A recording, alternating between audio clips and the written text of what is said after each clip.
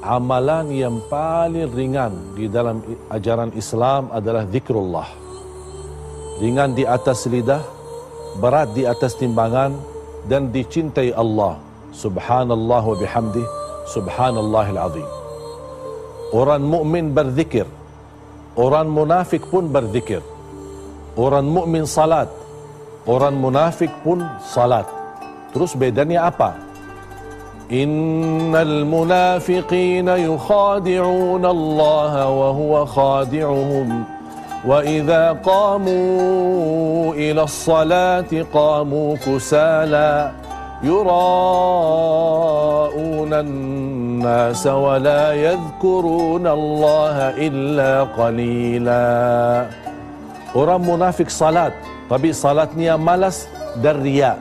Kusala yura'una an-nas wa la yadhkuruna Allah illa qalila. Orang munafik zikir, tapi zikirnya sedikit. Makanya kita harus menghindari dan melamatkan diri kita dari sifat kemunafikan. Salat yang tumakninah akan menantarkan kekhusyuan. Salat yang nikmat akan menantarkan kemuliaan. Termasuk salat malam. Syaraful mu'min salatul lail.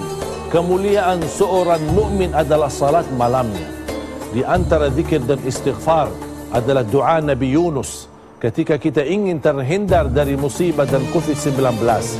Nabi Yunus, Allah subhanahu wa ta'ala memberikan ujian, didiamkan di dalam perutnya ikan, menghadapi 3 kegelapan. Gelapnya malam, kemudian gelapnya kesusahan dan fikiran, gelapnya laut, kemudian yang ketiga gelapnya perutnya ikan. Tapi Allah bisa keluarkan Nabi Yunus dari 3 kegelapan ini dengan munajatnya dan doanya, La ilaha illa anta subhanaka inni kuntu minadh zalimin. Boleh menjadi wirid kita setiap waktu dan setiap saat dalam kondisi yang kita hadapi ujian COVID-19. Nabi Yunus kata Allah subhanahu wa ta'ala, kalau bukan tasbihnya ini, bisa Allah jadikan Nabi Yunus dan didiamkan di dalam perutnya ikan sampai hari kiamat. Kira-kira kita mau didiamkan oleh Allah dalam ujian ini berlama lagi? Makanya kalau kita ingin disegerakan oleh Allah subhanahu wa ta'ala dan terangkat bala ini, tolong jangan lupa kita berbanyak salawat dan berbanyak doa Nabi Yunus. La ilaha illa anta subhanaka inni kuntu minadh zalimin. Di antara amalan yang sangat istimewa, khususnya waktu sahur, dan ini sangat dianjurkan oleh Allah subhanahu wa ta'ala dalam Al-Quran, bahkan Allah puji mereka, adalah istighfar. Artinya habis anda tahajud atau habis makan sahur, kira-kira mendekati waktu subuh 30 minit atau 40 minit sebelum azan subuh, isi waktu itu dengan istighfar. Karena Allah subhanahu wa ta'ala memilih waktu itu, istighfar itu lebih baik daripada salat malam itu sendiri. Kenapa? Karena Allah memuji wal mustaghfirina bil ashar wa bil ashari hum yastaghfirun, sambil kita mengingat perbuatan kita dan dosa-dosa kita yang selama ini kita lakukan. Agar bulan Ramadan ini segera Allah subhanahu wa ta'ala angkat bala dan juga diampuni dosa-dosa kita. Di antara amalan istimewa di bulan suci Ramadan adalah sedekah. Nabi Muhammad sallallahu alaihi wasallam termasuk orang yang paling dermawan, dan terlihat kedermawanannya di bulan suci Ramadan. Sebagaimana disebutkan, kana ajwadan nas wa kana ajwada ma yakunu fi Ramadan. Nabi Muhammad adalah orang yang paling dermawan dan terlihat kedermawanannya di bulan suci Ramadan.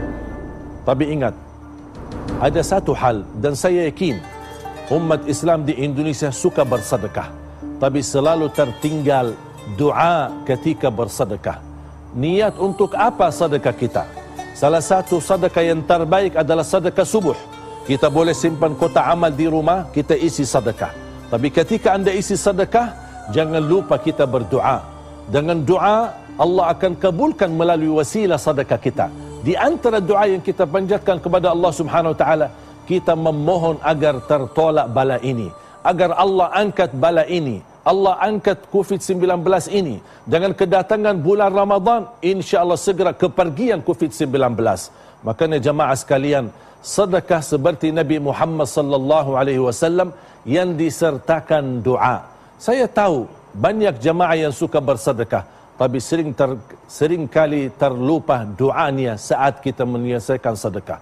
Salah satu contoh atau salah satu cara ketika kita bersedekah, ya Allah, aku mohon titipkan pahala sedekah ini untuk kedua orang tuaku. Ya Allah, dengan berkah sedekah ini aku mohon segera angkatkan bala ini, musibah yang kita hadapi. Ya Allah, dengan berkah sedekah ini karuniailah kepada anak kami menjadi penghafal Al-Quran. Jamaah sekalian, bulan suci Ramadan bagi saya tahun ini hadiah spesial yang luar biasa. Kenapa memiliki keistimewaan kali ini dibandingkan Ramadan yang sebelumnya? Karena kali ini kita diberikan fasilitas dan keterbatasan untuk beribadah supaya kita punya satu hal. Tidak boleh ada hal yang mengganggu ibadah kita. Urusan dunia, urusan nafkah, urusan keluarga, urusan apapun sudah dihalangkan oleh Allah Subhanahu wa taala. Dengan wabah corona ini kita harus sibuk menunjukkan kepada Allah Subhanahu wa taala. Seperti orang hamba berkata, ya Allah, walaupun ujian begitu berat kami hadapi, tetap kami insya-Allah akan terus memperjuangkan ibadah kepadamu. Di antaranya i'tikaf. Memang selama ini kita suka i'tikaf di masjid, tapi karena ada wabah corona, apakah kita bisa beriktikaf di rumah? Bisa beriktikaf, karena hakikat i'tikaf bukan soal tempatnya di mana, tapi hakikat i'tikaf bagaimana i'tikaful qalbi, bagaimana bisa kalbu kita fokus dan konsentrasi untuk menajurkan dan kembali kepada Allah Subhanahu wa taala dengan taubatan nasuha. Allah turunkan bala sebab dosa, akan Allah angkat bala lagi dengan taubat kita. Wa ma rufi'a bala'un illa bitaubah, tidak akan terangkat bala kembali kecuali dengan taubat kita. Jamaah sekalian dimuliakan Allah Subhanahu wa taala. Tasbih koka dari Madinah, insya Allah selalu bersedekah terhindar dari corona. Insya Allah.